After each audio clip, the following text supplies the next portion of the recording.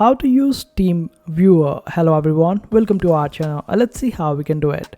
For this, you would require TeamViewer on both the devices that you want to connect. So make sure that you get TeamViewer. You can also utilize the web version of it, where you just have to use the internet version of it by providing your login details. You can create a new account as well, and after that you can just simply sign in and use the TeamViewer on the web itself.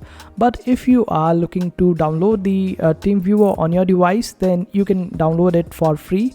Simply download it on both the devices, or ask your friend to download it too if you are doing it with your friend. And after that you can get a code on one device that can be shared with the other person out there, and after that the other person will use that particular code as well and connect with the device and get access to it.